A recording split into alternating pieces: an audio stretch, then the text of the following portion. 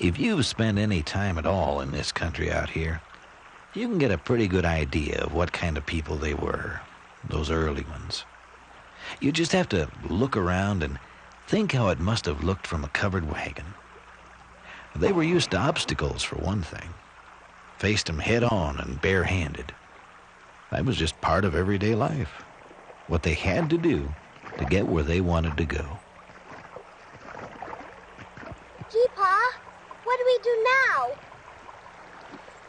Well, Sarah, I'm going to take this hat and throw it across the creek and go get it. Charlie Gates came out later, of course, after the turn of the century. But he was sure cut from the same cloth as those early folks. He liked a challenge. Oh my, how he did like a challenge.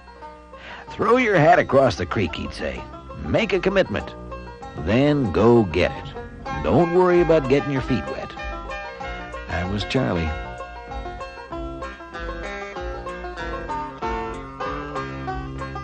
He was really a mining engineer. That's what brought him to Colorado. But it wasn't long before Charlie and his new wife Hazel were looking around for a business of their own. That's how he came across the Colorado Tire and Leather Company.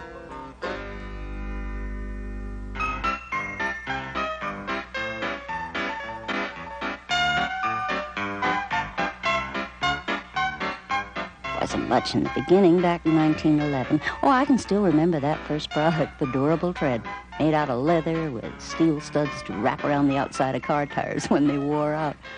By 1914 or so, they were already making a better version out of rubber and fabric that they called the Gates Half Sole.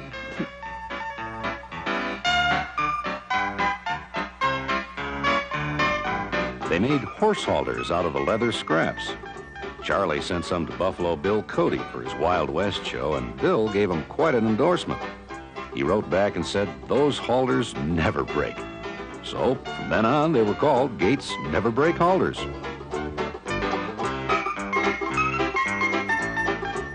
Of course, Charlie and John were both engineers, so they were quite taken with all that mechanical workings of that 1917 Cole automobile. Spent hours under the hood. That's what got John thinking about the rope belt that drove the radiator fan. He figured it would work much better if they could make a rubber belt to fit that V-shaped pulley. But that's how it all really started.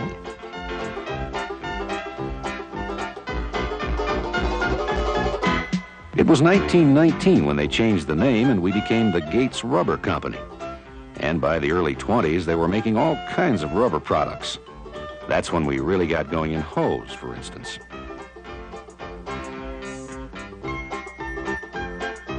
It wasn't just that Charlie Gates was a good engineer. He had vision. And even though I wouldn't call him a gambler, he was never afraid to take a risk.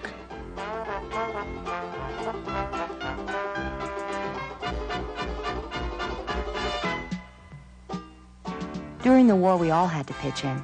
I remember that more and more women began taking over jobs that used to be for men only. Most of our natural rubber sources were gone, so we developed synthetics. Gates was involved in a lot of that pioneering. We even won the Army-Navy E for excellence, you know, in manufacturing. I'll never forget our 50th anniversary year, 1961. Now, Mr. Gates Sr. was still alive, pretty active in the business, too. He said something then that made quite an impression on me. One lesson we can learn from the past is the constructive potential of change. We must neither be afraid of change nor resist it. And progress is never achieved without change. It's been 100 years now since Charles C. Gates crossed the creek and started this business.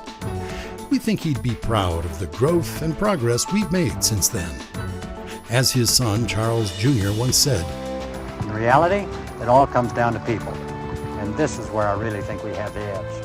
We try to attract top people, and then we try to make Gates a good place to work. Whatever we're doing must be working."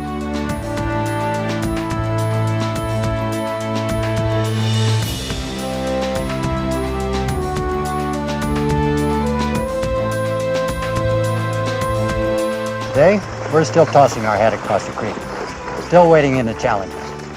making commitments to go after that hat. A lot of people seem to think that the obstacles are tougher than they used to be. Maybe even too tough, but I don't think so. Maybe the creeks we have to cross are a little bit wider, a little bit deeper, but fortunately, we don't have to cross them in the same old way.